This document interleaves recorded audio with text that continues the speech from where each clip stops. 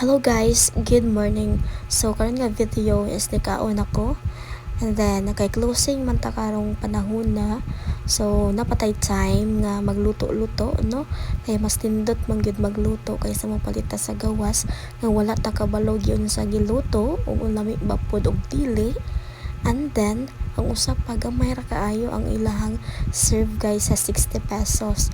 So sa 60 pesos makapalit tag ato ang gusto no, makautan-utan na ta budget mahurot og kana isa ka kanunan pwede pa na pamahaw or paniud to ingana na magtipid guys.